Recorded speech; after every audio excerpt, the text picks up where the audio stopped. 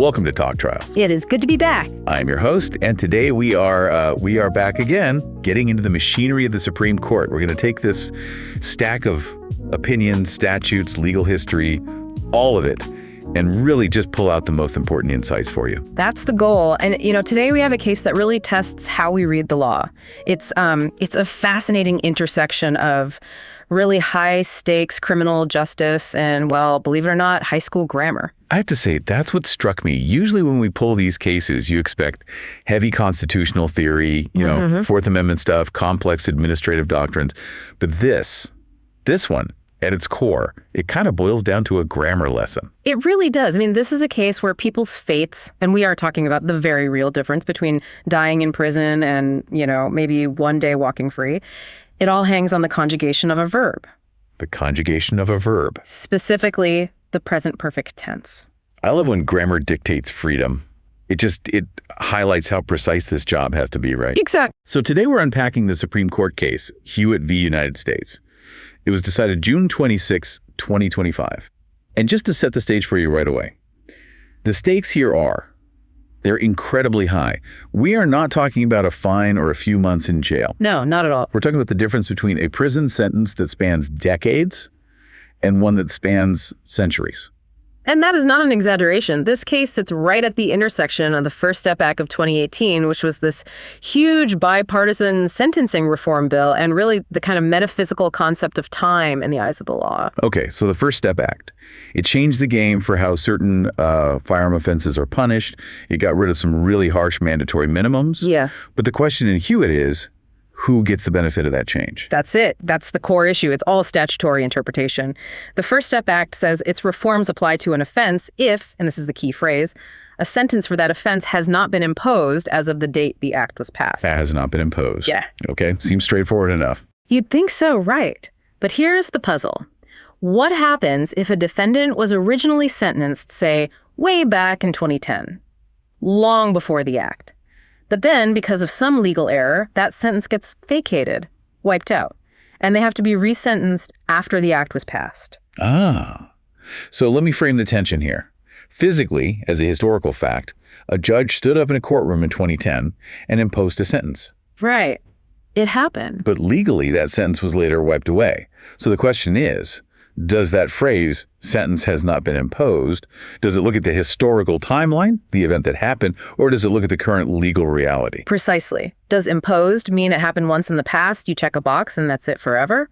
Or does it mean there is currently a valid, legally enforceable sentence hanging over the defendant's head? And the answer to that question determines whether these defendants get the modern, much lighter penalty or the old draconian one. That's the whole ballgame. Okay, let's unpack this, because this isn't just about Mr. Hewitt. This is about how the entire legal system views the past. Before we get into the grammar wars, and we will definitely get into the weeds there, just give us the snapshot, the bottom line. What did the court decide? The Supreme Court reversed the decision of the Fifth Circuit. So they sided with Hewitt. They did. In a really significant win for the petitioners, the court held that, for the purposes of the First Step Act, a sentence has not been imposed if a previous sentence on the books has been vacated. Meaning what, in practical terms? It means that if your old sentence gets thrown out for some reason, and you're standing there in court waiting for a new one, the First Step Act applies to you. You get the benefit of the newer, lower penalties. That is a huge deal for anyone who might be stuck in that kind of procedural loop. What was the vote? Was it close? It was very close. A 5-4 decision. Justice Jackson delivered the opinion of the court. Okay. And she was joined by Chief Justice Roberts and then Justices Sotomayor, Kagan, and Gorsuch. That's an interesting lineup. You've got the liberal wing, obviously, but then you've got Gorsuch, who can be a textualist wild card, and the Chief Justice. It's a coalition you sometimes see on issues of, I'd say, strict textual reading combined with a certain view of procedural fairness. Justice Gorsuch often sides with a criminal defendant if he believes the text of the law commands it, regardless of what he thinks the policy outcome should be. And the dissent. Justice Alito filed a dissenting opinion, and he was joined by Justices Thomas, Kavanaugh, and Barrett. So, a pretty predictable ideological split, with the Chief and Gorsuch being the swing votes here. That's right. And if I had to guess the vibe of these opinions just by looking at that split, what am I picturing? You'd probably guess correctly. The majority opinion from Justice Jackson is it's very technical, but it's also rooted in what she calls common sense understandings of legal validity. It relies heavily on something called the clean slate doctrine. The clean slate, the idea that when a sentence is vacated, it's like it never happened. It's exactly that, wiped away. Whereas the dissent, Let me guess, sharp. Skeptical.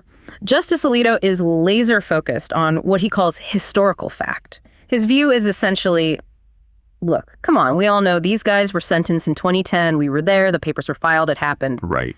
To pretend otherwise, in his view, is a legal fiction that completely disfigures the plain meaning of the statute. He basically accuses the majority of twisting the grammar to achieve a policy goal they like, which is sentencing reform. Okay, so it's a battle between legal reality on one side and historical reality on the other. This is fascinating. Let's dive into the case itself. Who are we actually talking about here? Who is Hewitt? Well, we're talking about three petitioners: Tony Hewitt, Corey Duffy, and Jervis Ross. Back in 2009, they were convicted for a string of pretty violent bank robberies in the Dallas-Fort Worth area. And these weren't, slip a note to the teller robberies. These were serious. Oh, absolutely not. The media dubbed them the scarecrow bandits. They would wear these plaid shirts and floppy hats, disguises that were sort of reminiscent of the scarecrow from The Wizard of Oz. Scarecrow bandits. And they were violent, they used firearms, they held people at gunpoint, and in some of the robberies, they used stun guns on bank employees. These were very serious, very dangerous crimes. Right, and no one is arguing they shouldn't be imprisoned. The controversy here isn't about guilt or innocence. It's about the amount of time they got. Correct. And that's specifically because of how federal gun laws worked back then. That's right. They were convicted of the robberies, sure, but the big numbers come from the other charges. They were also convicted of multiple counts of using a firearm during a crime of violence under the statute 18 U.S.C. section 924C. And this brings us to the whole concept of stacking. Stacking. This is the thing that the First Step Act was specifically designed to fix, right? Explain how that worked back in 2009 when they were convicted. Okay, so under the old section 924C law, if you used a gun during a violent crime, you got a mandatory minimum sentence of 5 years. That's on top of any sentence for the crime itself. 5 years. Got it. But if you had a second or subsequent conviction under that same statute, that mandatory minimum jumped from 5 years to 25 years. Okay, so if I rob a bank today with a gun, I get 5 extra years. If I get out of prison and then I rob another bank 5 years later, I'm a repeat offender, so I get 25 extra years. That makes sense on its face. It's meant to deter recidivism. That was definitely the intent. But here's the catch. In a case from 1993 called Deal v. United States, the Supreme Court had interpreted that law to apply even within a single prosecution. Wait, a single prosecution. So if I rob 3 banks in 1 week, and I get caught and charged for all 3 at the same time. Exactly. Even though you're a first-time federal offender, the government could charge you with 3 counts of using a firearm. Count 1 gets you the 5-year mandatory minimum. Right. But count 2, charged in the same indictment, tried in the same trial, was treated as a second or subsequent offense.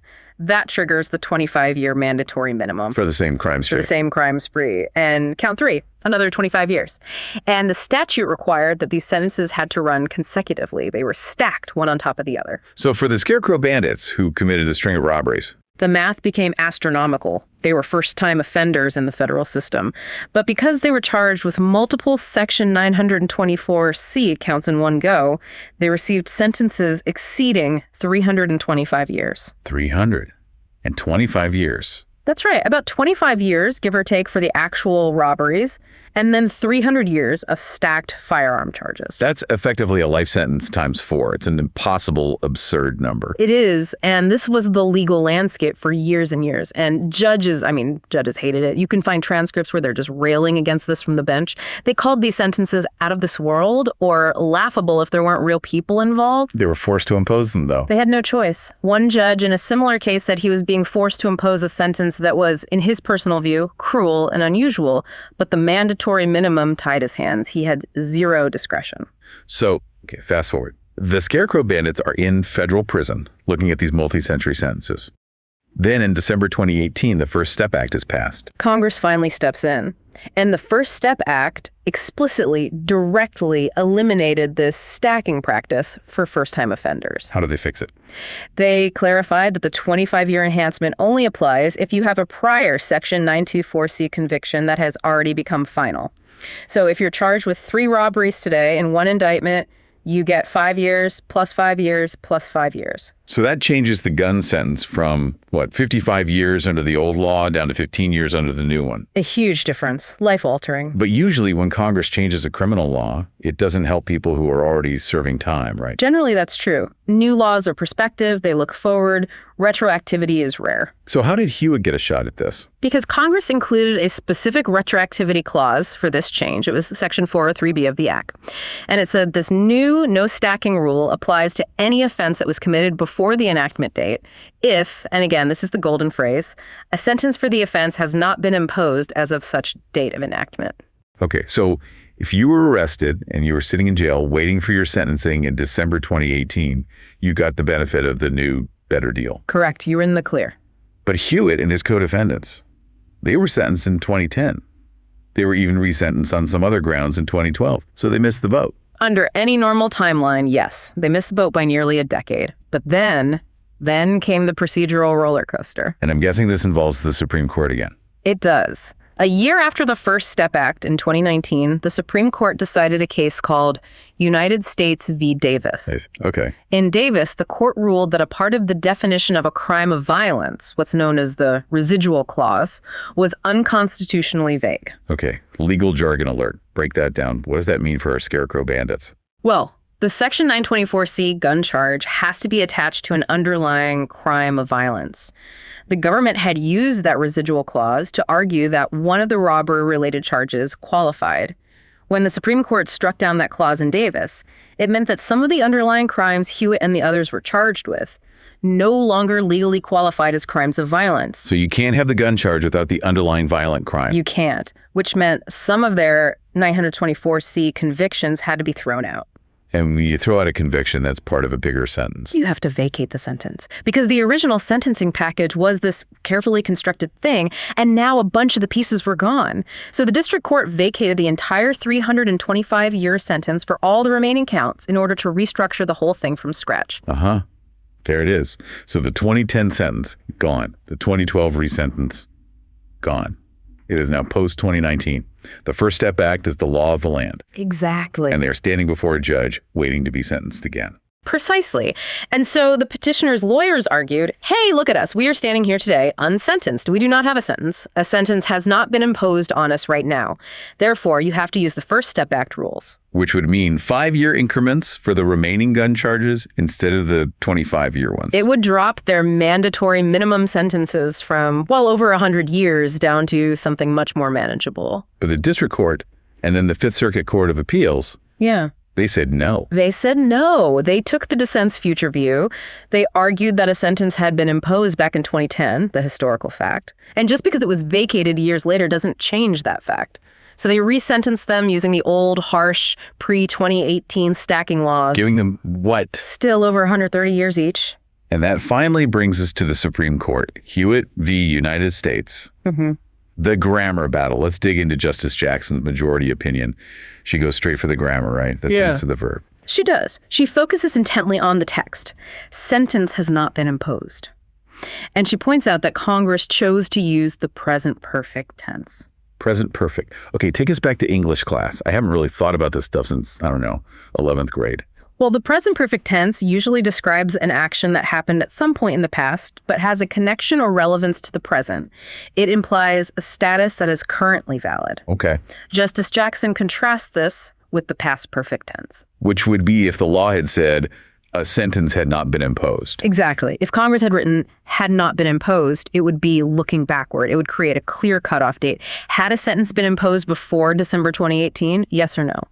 But by using has not been imposed, Jackson argues, the statute invites us to look at the defendant's status now at the time of resentencing. This is where she brings in that Olympic champion analogy. I thought this was just brilliant. It really clarifies the logic. It is a very, very helpful illustration. Justice Jackson posits this hypothetical rule. Imagine a rule that says, athletes may call themselves Olympic champions if a gold medal has been awarded to them. Okay, simple enough. So imagine a sprinter wins a gold medal in 2016. A medal has been awarded to her. She is, by that rule, an Olympic champion. Right. But then, a few years later, she gets stripped of that medal for doping. It's officially revoked. So if she loses the medal, they physically take it back, or at least erase her name from the record books. Can she still say, under that rule, that a medal has been awarded to her? Justice Jackson says no, emphatically no. Even though historically she stood on the podium, she heard the anthem, she got the medal, that award has been nullified. It's void. So the status is gone. The status is gone. So for the purpose of the rule about who can call themselves a champion, she is not someone to whom a medal has been awarded. That makes perfect sense. If you're stripped of the title, you can't claim the status. You can't put Olympic gold medalist on your LinkedIn profile if they took it away from you. And Jackson applies that exact logic to the sentence. If a sentence is vacated, it is stripped away. It is rendered void. So you can no longer say that a sentence has been imposed because that legal act of imposition has been nullified. And this connects directly to that legal principle you mentioned earlier, the vacatur principle. Right. This is the legal bedrock of her argument. Justice Jackson emphasizes that when a court vacates a judgment or a sentence, it renders it void ab initio. Ab initio. From the beginning. From the very beginning. Legally speaking, it is treated as if it never happened. It's like the Men in Black neuralizer, the memory wipe of the legal system. In a way, yes. She cites these old foundational precedents like Fiswick and Pierce, which talk about wiping the slate clean. Yeah. A vacated judgment leaves the parties as if no trial had ever occurred. So if the slate is clean. If the slate is clean, there is no sentence written on it. If there is no sentence, then a sentence has not been imposed. Therefore, the condition for applying the First Step Act is met. It's a very neat, logical syllogism. And she doesn't just rest on the grammar, does she? She connects this back to the purpose of the act itself, what Congress was trying to do. She does, and this is where she brings in the context. She points out that the whole reason Congress passed this part of the First Step Act was to end this draconian stacking practice that everyone, including judges, knew was unjust. She actually quotes some of those judges. Yeah, she quotes the judges we mentioned earlier, the ones who hated the old law and felt powerless.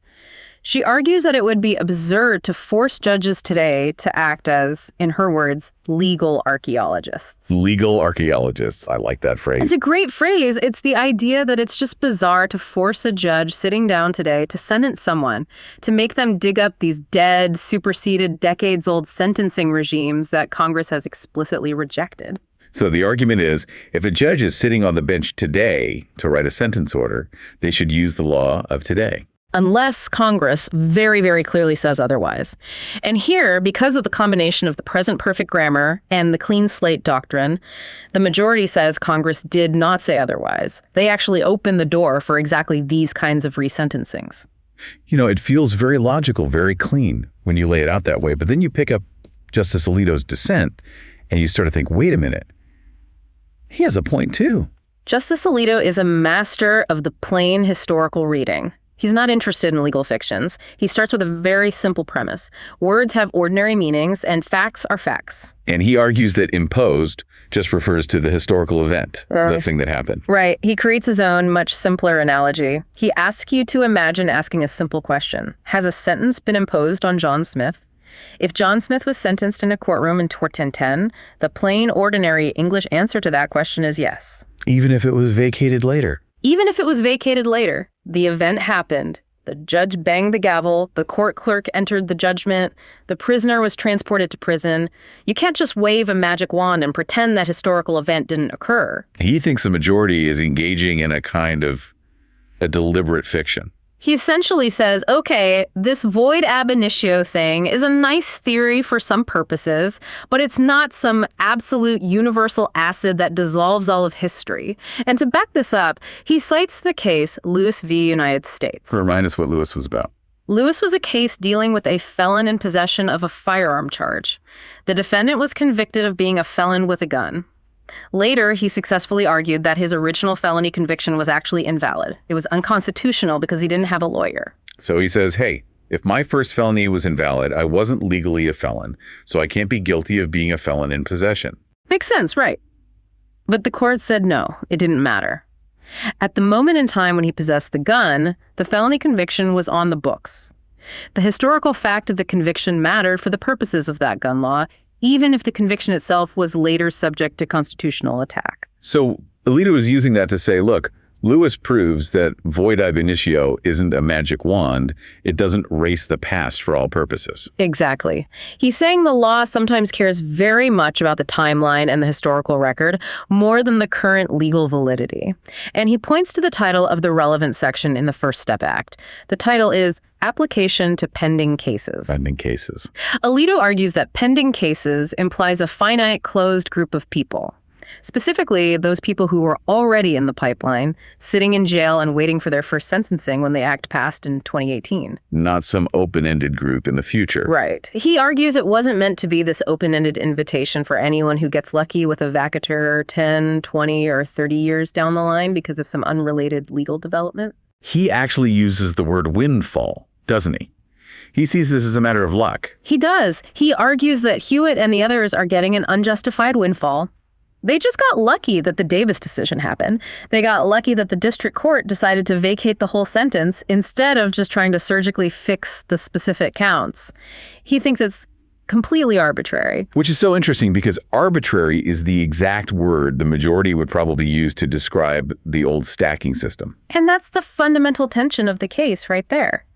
The majority sees the old stacking sentences as arbitrary and cruel, so they interpret the text in a way that fixes them whenever possible.